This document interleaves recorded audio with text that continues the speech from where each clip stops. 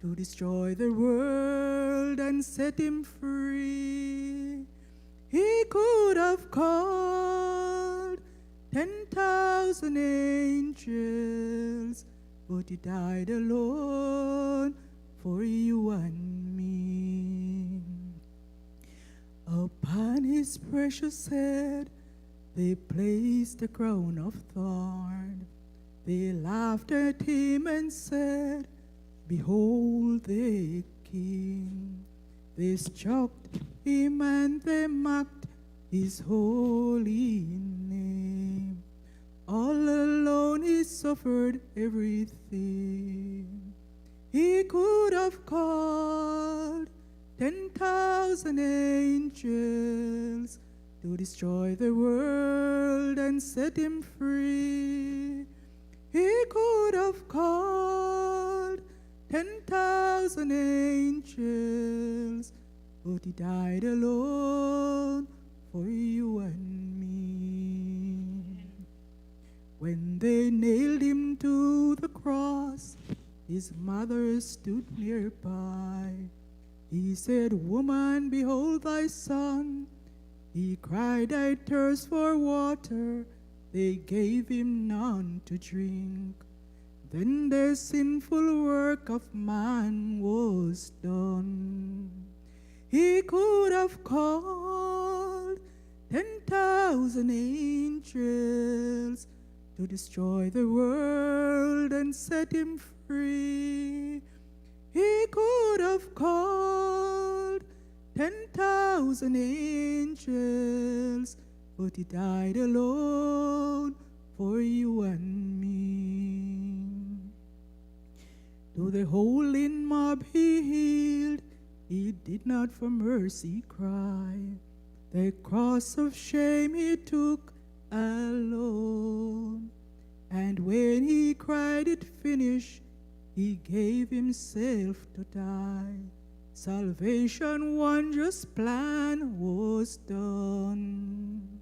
He could have called 10,000 angels to destroy the world and set him free.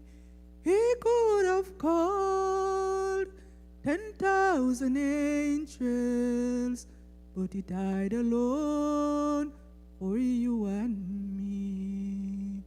He could have called 10,000 angels, but he died alone for you and me.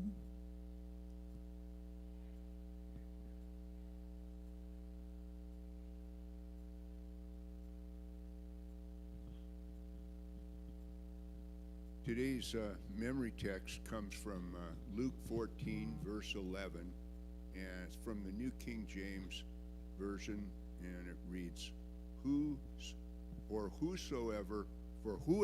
exalts himself, I'm going into the old King James, sorry, whoever exalts himself will be humbled, and he who humbles himself will be exalted.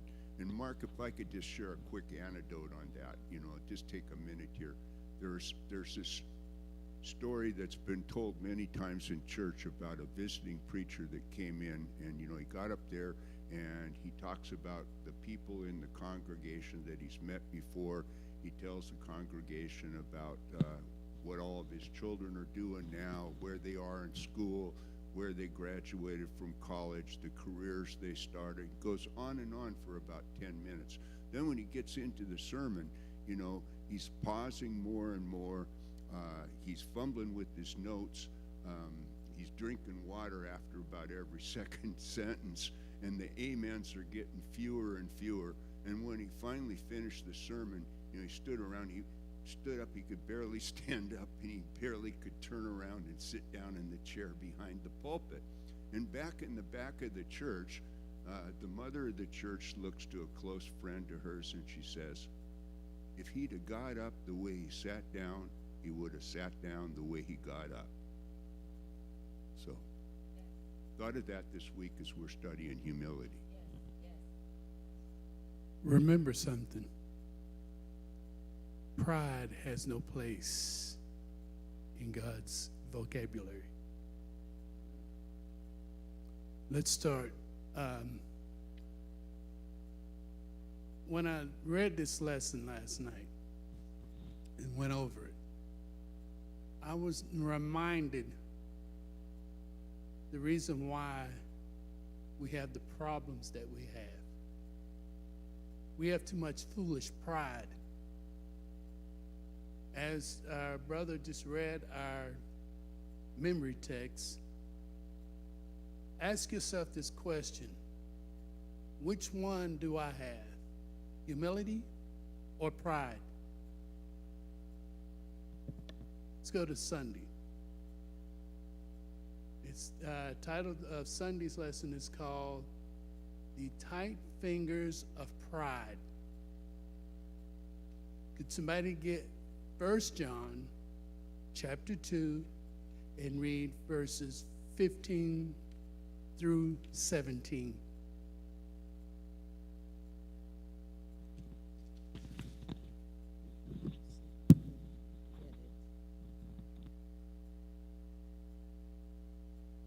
Yes. I have it. Love not the world, neither the things that are in the world. If any man love the world, the love of the Father is not in him. For all that is in the world, the lust of the flesh, and the lust of the eyes, and the pride of life, is not of the Father, but is of the world. And the world passeth away, and the lust thereof. But he that doeth the will of God abideth forever. Now ask yourself this question: what three main points does this passage teach you about pride and loving the world? It's transient. It's transient. It's not going to last. Pride never lasts. Let me ask you this. Yes, go ahead.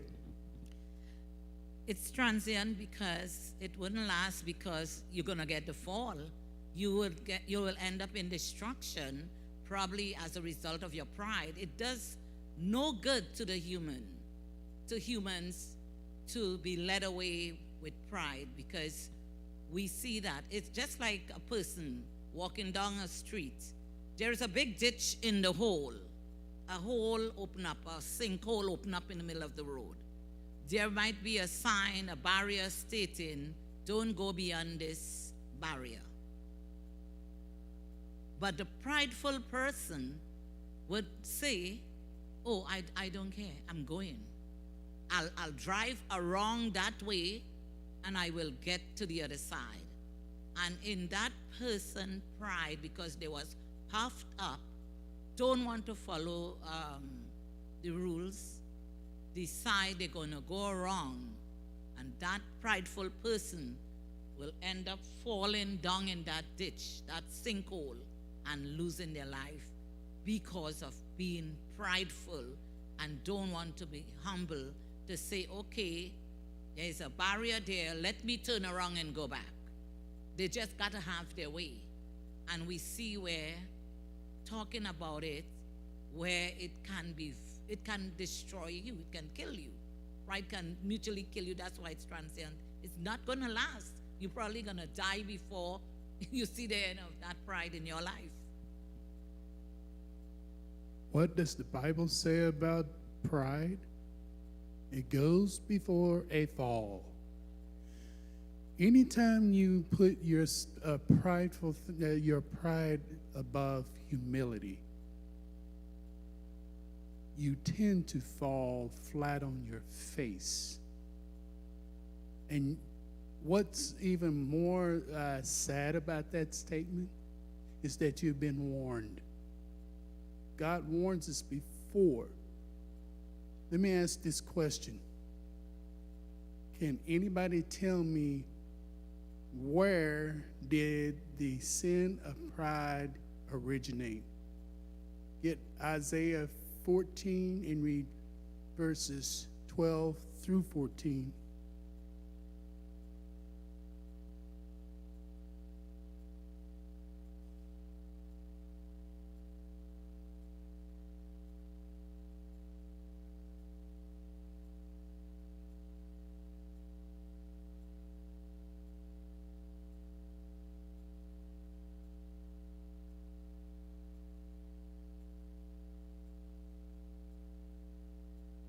How art thou fallen from heaven, O Lucifer, son of the morning? How art thou cut down to the ground, which didst weaken the nations? For thou hast said in thine heart, I will ascend unto heaven. I shall exalt my throne above the stars of God. I will sit also upon the mount of the congregation in the sides of the north. I will ascend above the heights of the clouds. I will be like the Most High. You hear the pride of Satan? Where did it originally come? What part? Can anybody tell me where that pride began? For Lucifer, it began in heaven. Because he was prideful there. Although he had a top position, although he was the morning star, he had a beautiful name given to him. That wasn't good enough. He wanted more. In other words, I think greed and pride can hold hands. They could be kissing twins at times, because by someone's greed that they're going to have this, the pride goes up in them. So Lucifer started his downfall, his death, while he was a beautiful angel in heaven, because he didn't only just challenge the Most High, but he also was poisoning the mind of other angels. He had a group of them with him. He managed to convince them to go rogue with him. How many people did Satan con into believing that he was better than God? How many? 1/3. 1/3 of the angels in heaven. Now you think about that and then ask yourself this question. Am I among those who will be cast in the fiery pits of hell? Or will I be one that will humble myself and let God use me the way he wants to use me? Throughout the Bible and throughout history, pride has always had a horrible way of entering into our mouths, our very lives, and our very acts that we do. Yes. You know, I'm thinking back, and maybe sometime I myself could be filled with pride. I am not going to say that I am exempt from it, because we all have sinned and come short of the glory and honor of God. And it could be, let's say it could be something I'm doing at home. And Mark, you will say, honey, I got this. And I so want to prove to you I can do it. And I say, it's okay, babes, it's all right. I'm good at this. I got this. And you would try to insist to me, honey, let me do it. Go ahead, sit down, I've got it. And then I said, okay, but I want to do it this time. Let me just do it. And then I go and lift the thing up. I fall down with it. And then you come running. I told you in the first place, let me help you with it. But you didn't listen. Do you know that was me being prideful? That right there. And as a result, I pay for it. God had to show me, listen to your husband, obey him. He told you was to leave it, but you insist you're going to do it, and here you tumble and hurt yourself. I as well can fit into that category, because foolish pride has a way of making you think that you're this big old macho person when you know good and well that you are just getting, say for instance, if you just had a major surgery and you know you're not supposed to be doing something that the doctor told you not to do, and your wife offers you to help, what do? Man, I ain't studying that. I got this. Then you go into the very room and start doing something, and all of a sudden your wife hears a loud squeal, and then everything goes silent. She comes running, and she finds you laying at the foot of the bed in the pool of your own drool because you did something stupid and foolish. I have had that problem even as we speak. So here's what we have to learn to do. Shut up, humble yourself, and allow God to use the person who he put there for your help. That's the reason why it's called a help meet. It's not a help you or help I. There is no I in teamwork. We all are supposed to be doing things as a team. The children of Israel had a problem with being a team. Oftentimes when they were faced with challenges, instead of them using teamwork to make the dream work go faster, they used the word I.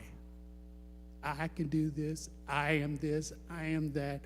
And when they don't realize that Satan is setting them up for the biggest fall, and throughout the history of the children of Israel, they've had that problem. Yes. I see down here on Sunday's lesson to the bottom, and it says, that's like the last paragraph. On Sunday, April 12th, it says we should be careful to remember that our possessions, abilities, and accomplishments don't determine our value. Instead, our value should always come from God, because everything that we have, even that which tempts us to pride, comes only from him anyway. So this is a point we must never forget. Because why? We could be filled with ourselves. Look what I've done. I've worked hard. I have accomplished this. And we could kind of get, as we say, prideful in our thoughts and in our action, and completely leave out that God is the reason for our season. Because if he did not give us this life to get out of bed in our right frame of mind and get out there and go to whether work, go to school, and take us safely. Because so many people leave and go and never reach back home, never made it back home. So we have to be very careful, and the lesson tells us that. Do you know who else had a problem with pride? Nebuchadnezzar. Do you realize that when God put the children of Israel in his hands, God was testing him, see if he would humble himself and say, look what God has done for me. But instead, his foolish pride got so far in the way that here's the very words to come out of his mouth that got him put out in the field eating grass and stuff like a horse grazing in the meadow like cattle. Look what I did. Look what I got. Look what I.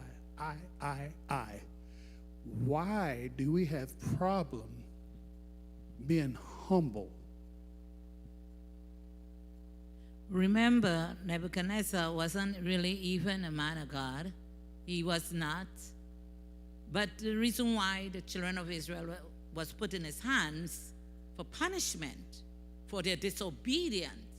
But you see how God dealt with it, even while the children of Israel were given captive into his hands. And he, I want to call him a pagan, because that's what they were, he still was filled with pride, and God had to check him. Hey, listen, you're not the one, okay?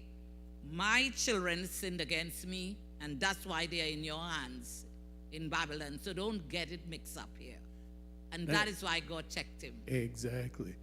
You hear this I hear this statement ringing in my head. Don't get it twisted, brother. Or the other one, don't get it twisted, sister. Because I am that I am is the reason why you're here. If he didn't speak, breathe upon this planet, do you realize none of us would be sitting here right this present moment? We would still be a little vapor in the air. Let's move on to Monday. Title of this is called Know Yourself. Can somebody get Luke 18, read 9 through 14 for me, and then answer this question. What do you think of these two men, and what Jesus thought? What important lesson is here for us all? There's 3 questions. And he spake this parable unto certain which trusted in themselves that they were righteous and despised others. 2 men went out into the temple to pray, the one a Pharisee, the other a publican. The Pharisee stood and prayed thus with himself, God, I thank thee that I am not as other men are, extortioners, unjust, adulterers, or even as this publican. I fast twice in the week. I give tithes of all that I possess. And the publican, standing afar off, would not lift up so much as his eyes unto heaven, but smote again his breast, saying, God, be merciful to me, a sinner. I tell you, this man went down to his house justified rather than the other. For every one that exalteth himself shall be abased, and he that humbleth himself shall be exalted. First question, first part of the statement, and it asks, what do you think of these 2 men? Anybody?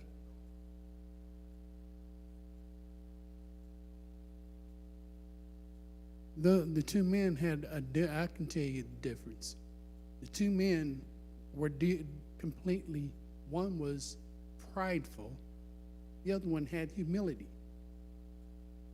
The publican had humility. He didn't stand there and boast and say, look what I'm doing, I've done all of this, and I'm this, I'm that, and I'm the other. Please not let me be like. That's being prideful. Christ had to put the scribes, Pharisees, Sadducees, and the Sanhedrin in their place multiple times. And this was one of the times that he had to put them in their proper place, is because they were not humble. Yes. Go ahead. Well, I was just thinking it's good to have self-confidence, but if that self-confidence results in you thinking that you don't have anything more to learn, that's when it becomes a problem.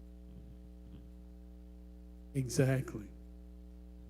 Also, being judgmental of others. You know, like this man, one of the men out of the 2, was saying to himself, look at me, I'm this good person. I've done, everything right or whatever. And I think he had esteemed himself better than the other man. He had esteemed himself above him. So the other person is just like, classism, like being in classes of people, and you believe sometime you in one class, you're above here, and then the other class is the lower class. We know in India they have that type of classism among the people, where they kind of outcast a certain, they call them caste. They move them aside and they don't exist. They are the low class. This guy here, he was thinking, well, I've crossed all my T and dot my I. I'm a good person. Therefore, God should accept me into his kingdom. Okay? I earn my spot. I earn my place. But we heard, as we read in Luke 18:9-14, where who was justified? Which one of the two men were justified? Was it the one who was, pompous, prideful, or was it the one who was humbled? Two things I want you to that came to mind. There's a statement that God just revealed to me, and it goes like this: when you're that way, there's a classic word for it: narcissist. The scribes, Pharisees, Sadducees, and the Sanhedrin were classic narcissists, because they were of the opinion, just because they knew of the law, that they knew the law. There's a difference between knowing of the law and knowing the law. When you're knowing of the law, you pretend and think that you know everything about it, and you don't know nothing. When you know the law, you know to do right. There's always a statement that goes there. It says, "He who knows to do right but does evil will be whipped with many stripes." And if you know the law perfectly, you still got to watch yourself to see that you don't think that you are the law. And that's where pride comes in. And, Satan's lazy. All he has to do to some people sometimes just stick out his foot and trip you, when you're on that pathway.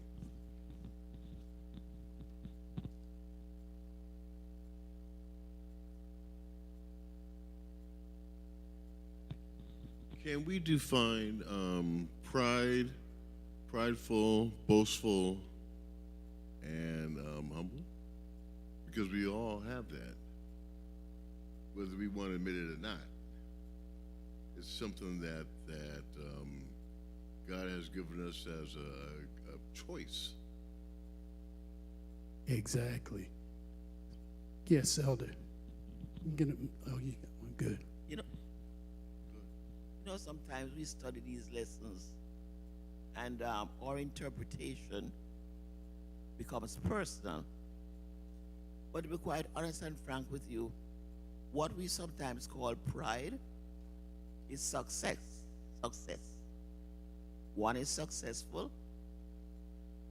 One is prepared academically or financially or socially, and we interpret that as pride. So we withdraw. Instead of going forward, we withdraw from those people, and then we say people they are proud, and they are Christians. So we have to be very careful how we interpret what is pride, because success is not pride. Success is a blessing.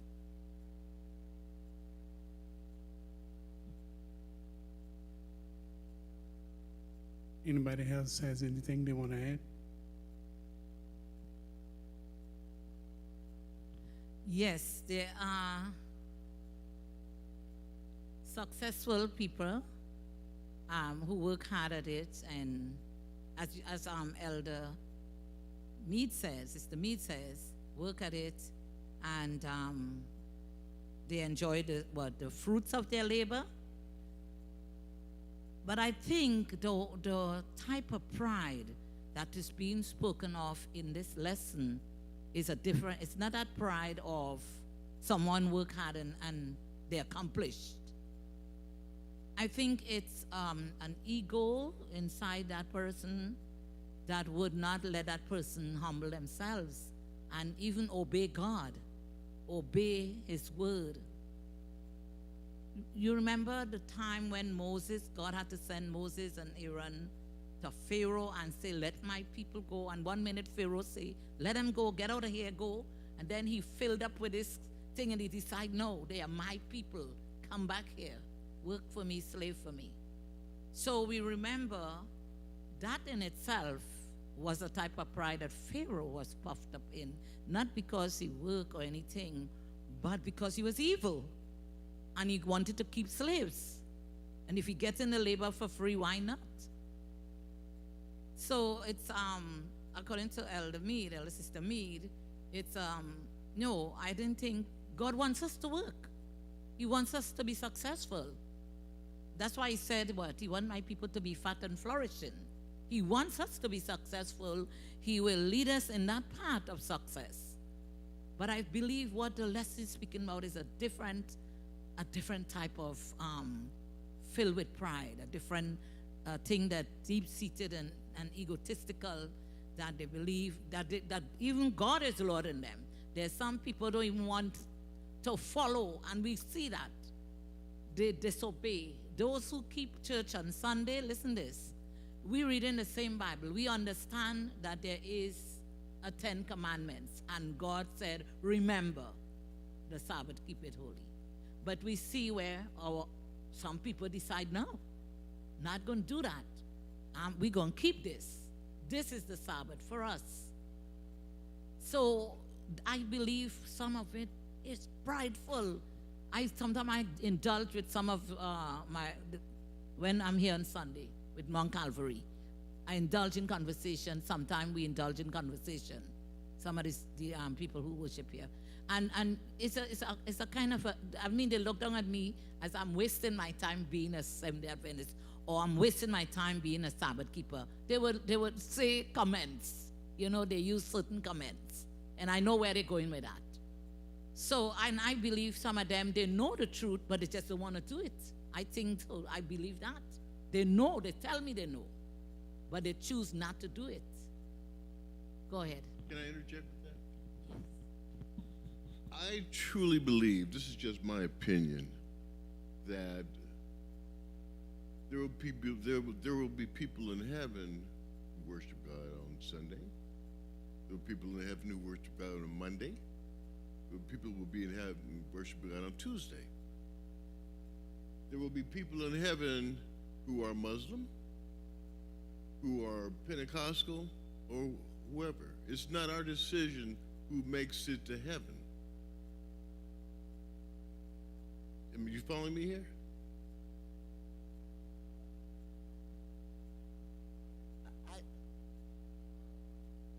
I agree with him in part.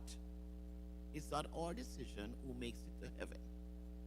But the Bible does tell us that when Christ is ready to make his final decision, he's going to say that this man was born here and this man was born here. And he's also going to judge us according to the knowledge that we have received. So we are not in a position to say, well, it's only Adventists or Pentecostals are going to make it. But when you have the knowledge of the truth of God, he expects you to fall in line. But in this society as we live in, knowledge comes in many forms, which you have different religions. So who's right, who's wrong? The Bible tells you who is right and who is wrong. Exactly. But the point is, although the Bible tells you who is right and who is wrong, the Bible also makes a way that we can understand what is right and what is wrong. So do we live our lives according to wanting to get into heaven, or according to God's law and wanting to be a good person on earth? Now, let me clarify something for you. Well, I'm clear. When the Bible tells us the exact word, it is exactly what he says. We can't deviate and say, well, it's this or that. He makes it plain and simple, clear, crystal clear. But we have a problem with identifying with what is clear and what is not clear. And we oftentimes put ourselves in a position to try to make things more harder than what they really are. And we don't have to. It's spelled out, and pointed out as he wanted us to follow. I agree with that, but you have to realize that everybody doesn't think the same. We'll interpret the scriptures of how we've learned it and how we interpret it. Everybody's different. Well, I've been given a 2-minute warning. And we can talk about this in depth as much as we could possibly talk about. And I'm going to allow God to put it in our hearts what he has, what he wants us to learn and how he wants us to learn it. That's how we will have to put it. Now, since we only have a couple minutes, I'm going to put this in closing thoughts. Pride and humility is one of the biggest attributes that God left for us. We have to be careful not to mix the one with the other and vice versa, because Moses even had pride. That's the reason why he was brought up to the pinnacle, and God showed him everything that the children of Israel would go into, but he wouldn't because of his stubborn pride. Because when God asked him to speak to the rock and have the water to come out to save the children of Israel, he went before the rock.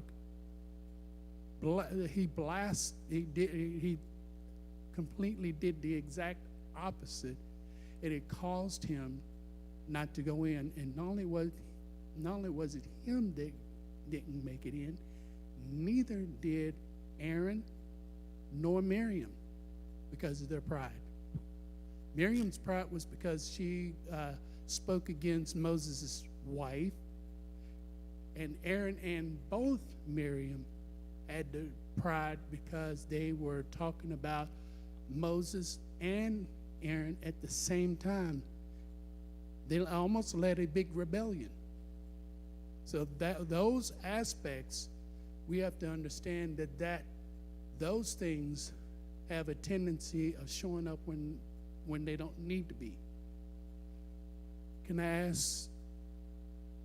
There's also another way we could look at it. There's pride and there's arrogance.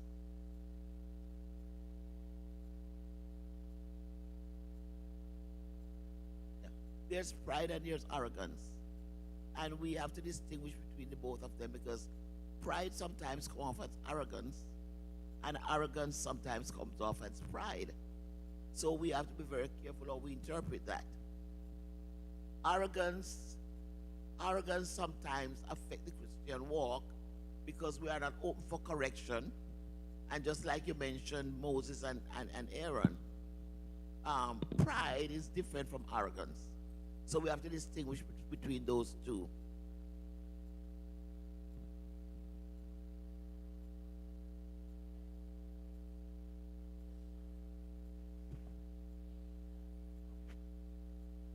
Holy, righteous, eternal God, we are so thankful for this moment where we can study your word and try to understand what you are really saying to us. This morning, dear Lord, we are thankful for the gathering. We ask that you forgive us for our sins, you blot out our transgressions, and Father, you'll keep us safe in this building, and that the angels of the Lord will encamp around us while we are worshiping today, because we are living a wicked, sinful, cursed earth. And so we need your protection this morning as we worship. Cover us all, Lord, with your blood. Bless the Sabbath School teacher. Bless all of us in attendance. And Lord, when you come in the clouds of glory, we ask nothing more than you save us in your eternal kingdom. It's our prayers in Jesus' name. Amen.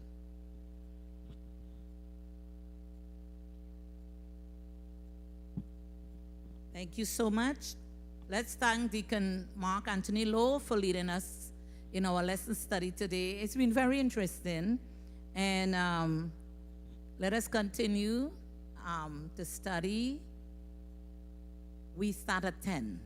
If you can make it at 10, let us meet here, same time, same place, and let us continue this conversation. I want to thank everyone who helped this morning, including the media room, Joe and others for bringing us here, giving us some mic this morning. Also, Sister Marissa, she did special music today. I want to thank Sister Marissa and thank all of you, our elders and everyone who participated today. Thank you so much, and let us prepare our heart for the divine hour. Thank you.